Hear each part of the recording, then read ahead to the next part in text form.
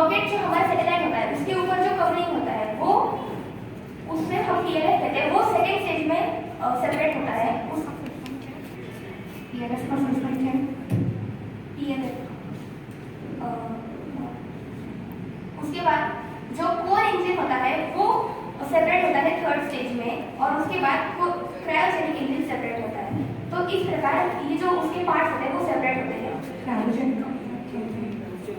मतलब जो क्रायोजेनिक होता है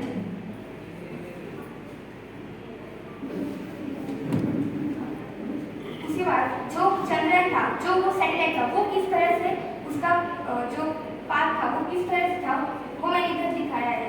तो इधर ये जब अर्थ से लॉन्च हुआ तब वो उसने ग्रेविटेशनल, हमने जो हमें रॉकेट चंद्र तक ले जाना था, चंद्र पर ले जाना था, उसे हमने ग्रेविटेशनल फोर्स का ही यूज किया उसे उधर तक ले जाने के लिए।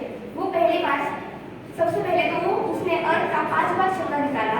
जब वो फ्रेंची में था तब उसने मतलब वो एक राउंड करके उसे थोड़ा सा फ्यूल फायर करके वो फिर से ऑर्बिट में आएगा, फिर वो उसे फ्यूल उसी पॉइंट पे आके फिर ऐसे करते करते वो 5 बार उसने चक्कर लगाए। उसके बाद एक स्ट्रॉन्ग फ्यूल फायर किया और वो मून पे मतलब मून पे जाने के लिए मतलब जो पाथ था उस पर वो ट्रैवल करने लगा। और जब वो मून तक आया तब मून पे भी उसने 5 बार चक्कर लगाए और उसके बाद भी वो ऊपर सॉफ्ट लैंड हुआ। तो वो डायरेक्टली पहुंचा होगा क्योंकि अगर हम उसे डायरेक्टली पहुंचाते तो उसके लिए हमें ज़्यादा फ्यूल की जरूरत पड़ती और उसे हमें उतना पावरफुल करना पड़ता। पर अगर जब हमने ग्रेविटेशनल फोर्स का यूज किया तो हम कम फ्यूल में और कम पावर में उधर उस तक पहुंच सकते, इसलिए हमने उस तरह से उस टेक्निक का यूज किया। और यही टेक्निक चंद्रयान 1, 2 और 3 में भी यूज की गई है।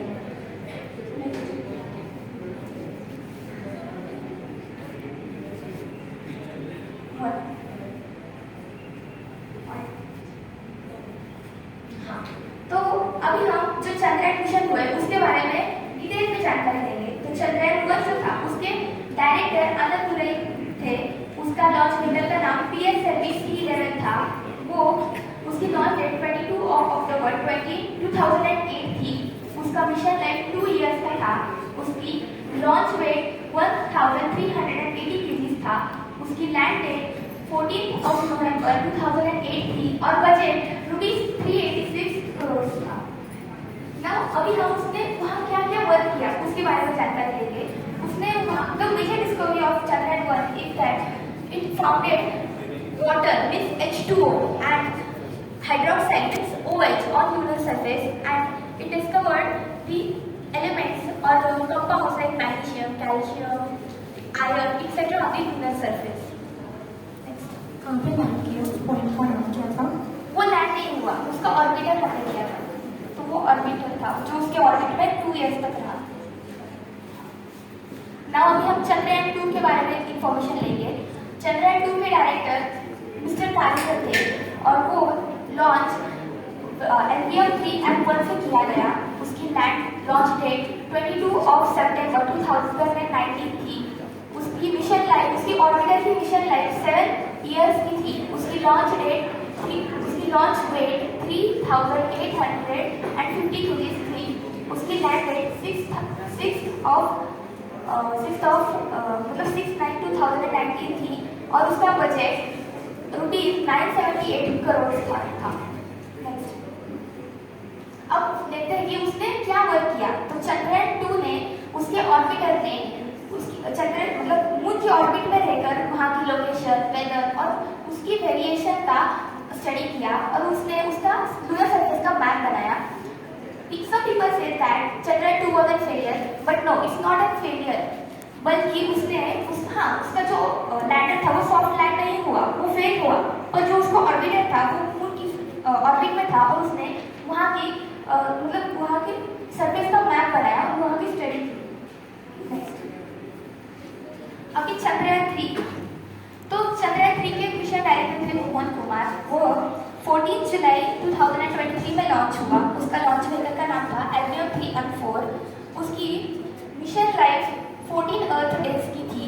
उसका लॉन्च वेट 3900 kg था और उसका बजट ₹650 रोज का था और लैंड डेट मतलब वो लूनर सरफेस पे लैंड 23 अगस्त 2023 में हुआ।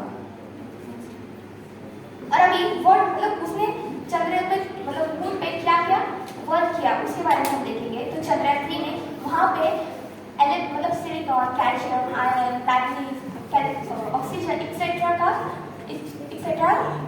फाउंड किया। उसके बाद उसने वहाँ पे प्रेजेंस ऑफ सल्फर मतलब वहाँ पे सल्फर है या नहीं उसे देखा और it makes India first country to land on south pole region of moon surface.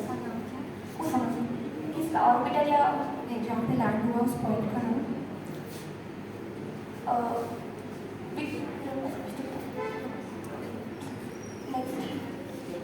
Okay, my purpose to make this project is that to inform all people about India's Chandrayaan mission and giving information about space science. So, moon पे 14 दिन रात होती है और 14 दिन सुबह मतलब दिन होता है। 14 दिन रात में उसका टेम्परेचर -178 डिग्री सेल्सियस तक घटता है और दिन में उसका टेम्परेचर